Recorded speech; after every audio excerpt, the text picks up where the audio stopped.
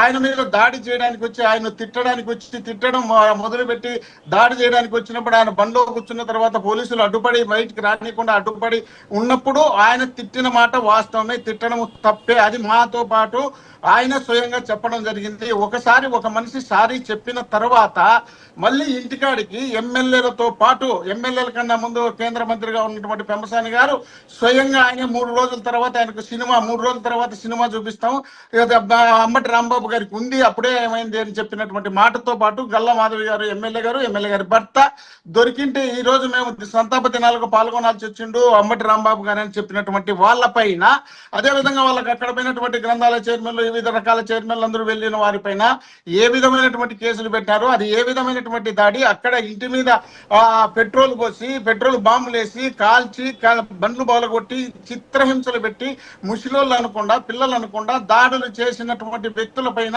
ఆ ఎమ్మెల్యేల పైన, వీళ్ళపైన ఏ కేసులు పెట్టారో దానికి కూడా ఒక ఆన్సర్ చెప్పాల్సిన బాధ్యత ఉంది.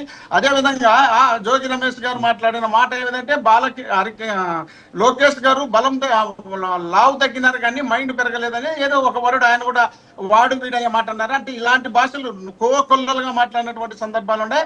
అలాంటి మాటలు మాట్లాడితే ఆ ఇంటి పైన పెట్రోల్ బాంబు ఏంది, ఎక్కడ పోతున్నాం మనం? బీహార్ ను తలపించే విధంగా ఈ రోజు పరిపాలన సాగిస్తున్నామంటే ఆ రోజు వాళ్ళు బీహార్లో ఆ విధంగా చేసుకున్నారు కాబట్టి ఆ లల్లూ ప్రసాద్ యాదవ్ కానీ వాళ్ళకి సంబంధించినటువంటి వ్యక్తులు కానీ పార్టీలు మనుగడ సాధించలేని పరిస్థితులు ఈ రోజు ఉన్నాయంటే ఈ విధమైనటువంటి పోగడలకు పోబట్టే. మరి మనం ఈ విధంగా మాట్లాడుకుంటూ పోతే చంద్రబాబు నాయుడు గారు, స్వయంగా చంద్రబాబు నాయుడు గారు జగన్మోహన్ రెడ్డి గారిని, నీది ఒక పుట్టికే కాదు, ఏంటి సార్ ఇది పుట్టుక కాదంటే ఏమర్థం వస్తుంది? నీ పుట్టుకే పుట్టుక కాదు. ఆ విధమైనటువంటి భాషతో పాటు నీ అమ్మ మొగుడు, నీ అమ్మమ్మ మొగుడు అని ఈ విధమైనటువంటి భాషలు మాట్లాడినప్పుడు వాళ్ళపైన మేము అధికారం ఉన్నప్పుడు మేము ఏమైనా కేసులు పెట్టామా?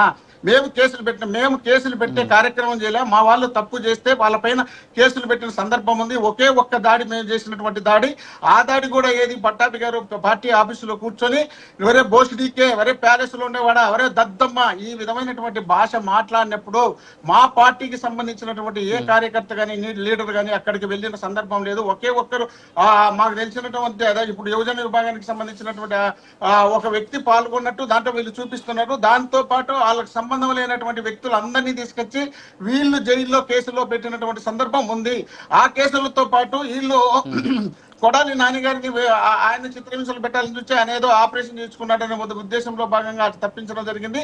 ఎక్కడ వీళ్ళు ఏ ఎమ్మెల్యే పైన కేసులు పెడుతున్నారు, ఏ ఎమ్మెల్యేలు ఈ విధమైనటువంటి చిత్రహింసలు గురి చేస్తుంటే, ఆ ఎమ్మెల్యేలు మహిళలు ఈ విధమైనటువంటి టార్చర్లు పెడుతుంటే ఏ ఎమ్మెల్యేల పైన కేసులు పెట్టారు, ఏ ఎమ్మెల్యేల పైన కంప్లైంట్ చేసిన తర్వాత, కంప్లైంట్ చేయని ఎమ్మెల్యేలు ఎంతమంది ఉన్నారో పక్కన పెడితే, కంప్లైంట్ ఫలానా ఎమ్మెల్యే నాకు ఈ విధమైనటువంటి ఇబ్బందులు గురి చేసినాడు అంటే ఏ ఎమ్మెల్యే స్పందించినారు, ఏ ముఖ్యమంత్రి స్పందించినారు, ఏ డిప్యూటీ సీఎం స్పందించినారు, ఎవరు దీనిపైన మాట్లాడుతున్నారు? రాష్ట్ర చరిత్రలో కని విని ఎరగని రీతిలో దాడులు, దౌర్జన్యాలు చేసే కార్యక్రమం